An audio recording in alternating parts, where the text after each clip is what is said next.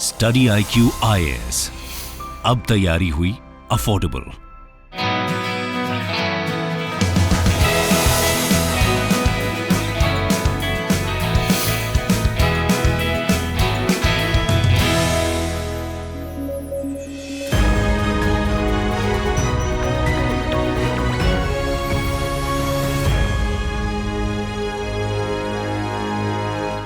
नमस्कार, news at 9 programme में आपका स्वागत है। मैं हूं अमृत उपाध्याय।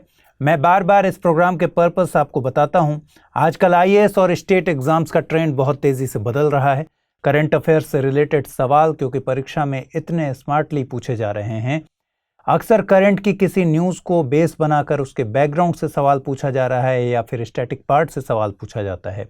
ऐसे में हमें अपनी तैयारी को बदलना होगा। बदलते ट्रेंड के हिसाब से डेली बेसिस पर हमें करंट अफेयर्स की गहरी जानकारी को कलेक्ट करना होगा, ताकि ठीक परीक्षा के समय आपके सामने ये चुनौती ना हो कि एक साथ सब कुछ याद करना पड़े। आप पूरी तरह से कॉन्फिडेंट होकर एग्जामिनेशन हॉल में जाएं। इस बुलेटिन में हम दिन भर की वैसी खबरों को समझते हैं जिनसे सवाल बनाए जा सकने की संभावना होती है। आइए सबसे पहले आज की हेडलाइंस पर नजर डालते हैं। जर्मनी के बावेरियन आल्प्स में आयोजित हुआ G7 का 48वां शिखर सम्मेलन। प्रधानमंत्री मोदी ने भी की शिरकत। यूक्रेन, खाद्य सुरक्षा और जलवायु परिवर्तन जैसे मुद्दों पर रहा सम्मेलन का जोर। गिग इकोनॉमी पर नीति आयोग की पहली रिपोर्ट जारी। बड़े पैमाने पर रोजगार मुहैया करा रहा है गिग सेक्टर। 2029-30 तक करीब 24 मिलियन गिग वर्कर्स होने का अनुमान। और चंद्रमा पर एस्ट्रोनॉट्स को फिर से पहुंचाने की नासा की कोशिशें तेज। न्यूजीलैंड भी मिशन से जुड़ा एक सैटेलाइट जल्द करेगा लॉन्च। 2025 से पहले तक चंद्रमा पर मिशन भेजने का रखा गया है लक्ष्य। खबरों में आगे बढ़ें उसके पहले आप सबके लिए एक जरूरी सूचना। अब से आप इस बुलेटिन की खबरों को PDF फॉर्मेट में भी पढ़ सकेंगे। मेरे टेलीग्राम चैनल यानी अमृत उपाध्याय 007 पर इसका PDF रोजाना आपको मिल सकेगा। चलिए खबरों की शुरुआत करते हैं। जर्मनी में G7 ग्रुप का 48वां शिखर सम्मेलन चल रहा है जो कल खत्म होगा। इस बैठक के लिए 7 देशों के शीर्ष नेता जर्मनी के बावेरियन आल्प्स के स्कॉलस एल्माउ में मिले। भारत को भी इस बैठक के लिए इनवाइट किया गया है, लिहाजा प्रधानमंत्री श्री नरेंद्र मोदी ने भी सम्मेलन में शिरकत की। प्रधानमंत्री ने पर्यावरण, ऊर्जा, जलवायु और खाद्य सुरक्षा जैसे अहम मुद्दों पर बातचीत की है। गौरतलब है कि इससे पहले 2019 में फ्रांस के बियारेट्ज में और 2021 में UK की अगुवाई वाले इस सम्मेलन में भी भारत शिरकत कर चुका है। इस बार भारत की तरह ही अर्जेंटीना, इंडोनेशिया, सेनेगल और दक्षिण अफ्रीका को भी आमंत्रित किया गया था। इसके अलावा United Nations, WTO, WHO, IMF और वर्ल्ड बैंक भी बैठक में शामिल हुए थे। इस बार के सम्मेलन की theme progress towards equitable world रखी गई थी। G7 ग्रुप एक इनफॉर्मल ग्रुप है जिसमें America, Canada, France, Germany, Italy, Japan और यूनाइटेड किंगडम शामिल हैं। हालांकि यूरोपियन यूनियन के रिप्रेजेंटेटिव भी हर साल इसकी बैठक में हिस्सा लेते हैं।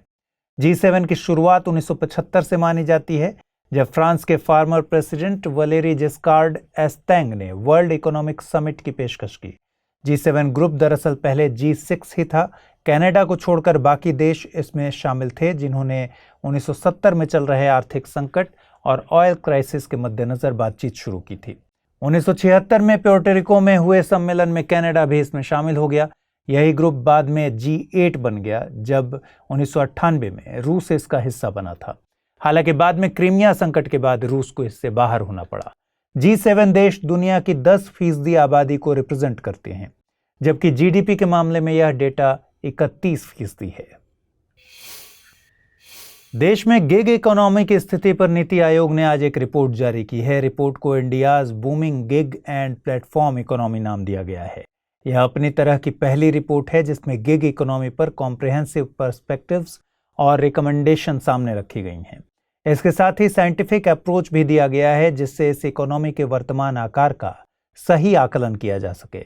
रिपोर्ट में गिग इकोनॉमी को बड़े स्तर पर रोजगार मुहैया कराने वाला सेक्टर बताया गया है। रिपोर्ट में इसे लेकर कुछ आंकड़े सामने रखे गए हैं। अनुमान लगाया गया है कि 2019-20 में देश में करीब 6.8 मिलियन गिग वर्कर्स थे, जो नॉन फार्म वर्कफोर्स का 2.4% है, जबकि टोटल वर्कफोर्स का ये करीब 1.3% है। 2020-21 में ये ग्राफ और बढ़कर 7.7 मिलियन पर पहुंच गया। यह संख्या नॉन फार्म वर्कफोर्स का 2.6%, जबकि टोटल वर्कफोर्स का 1.5% है। रिपोर्ट में 2029-30 तक इसमें इजाफे के संकेत मिले हैं। 2029-30 में यह आंकड़ा करीब 23.5 मिलियन होगा, जो टोटल वर्कफोर्स का 4.1% होगा।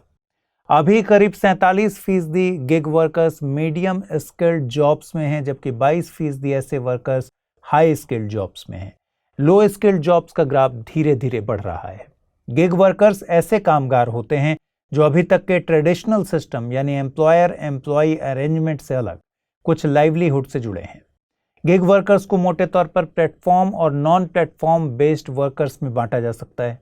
प्लेटफॉर्म वर्कर्स की कैटेगरी में ऐसे लोग आते हैं जिनका काम ऑनलाइन सॉफ्टवेयर, एप्स या डिजिटल प्लेटफॉर्म से जुड़ा होता है, जबकि नॉन प्लेटफॉर्म गिग वर्कर्स में अमूमन वे लोग शामिल हैं जो कैजुअल वेज से जुड़े हैं या फिर ऐसे लोग जो पार्ट टाइम या फुल टाइम काम कर रहे हैं। रिपोर्ट में फ्रीलांस नेचर के कामों को गिग वर्कर्स की सबसे बड़ी विशेषता बताया गया है। चंद्रमा पर इंसानों को फिर से पहुंचाने के लिए नासा एक मिशन के साथ आगे बढ़ रहा है। इस मिशन का नाम है आर्टेमिस प्रोग्राम। मिशन के तहत नासा 2025 के पहले तक चंद्रमा की सतह पर इंसानों की वापसी कराना चाहता है। मिशन के तहत नासा ने चंद्रमा की सतह पर पहली महिला और पहला पर्सन ऑफ कलर भेजने का लक्ष्य रखा है। पर्सन ऑफ कलर अमेरिका से जुड़ा एक टर्म है जिसमें आमतौर पर अफ्रीकी अमेरिकन, एशियाई अमेरिकन आदि शामिल होते हैं। आपको बता दें कि कैपस्टोन मिशन भी नासा के आर्टेमिस प्रोग्राम का एक हिस्सा है। आज न्यूजीलैंड ने घोषणा कर दी कि वो इस प्रोग्राम के लिए एक सैटेलाइट लॉन्च करेगा। न्यूजीलैंड स्थित रॉकेट लैब न्यूजीलैंड के माहिया से इसके लिए एक क्यूबसैट सैटेलाइट लॉन्च करने जा रहा है।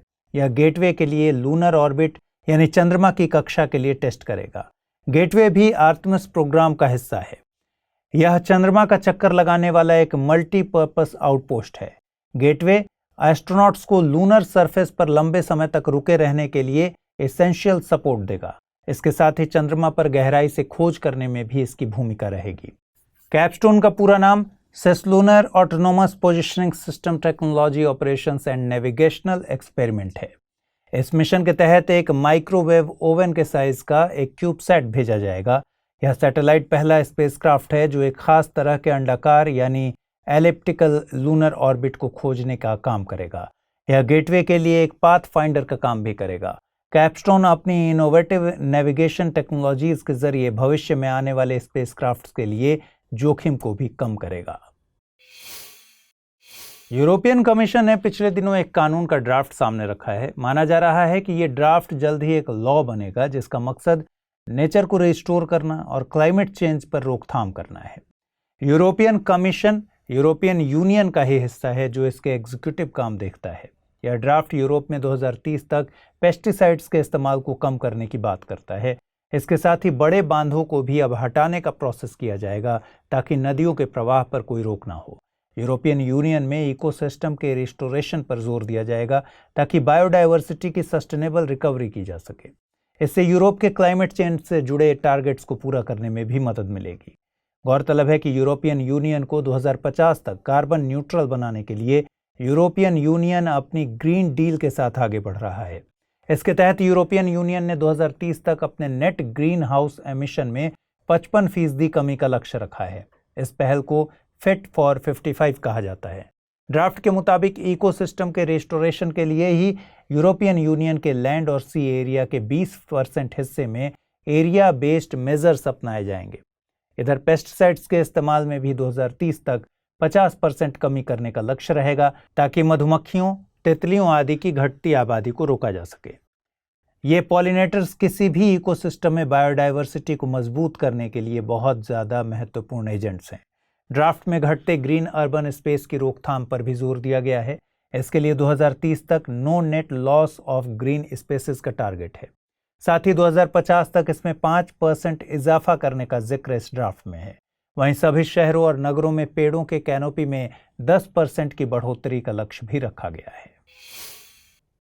तो आज के इस बुलेटिन में फिलहाल इतना ही। कल रात 9 बजे फिर आपसे मुलाकात होगी। तब तक के लिए अपना ख्याल रखिए। नमस्कार।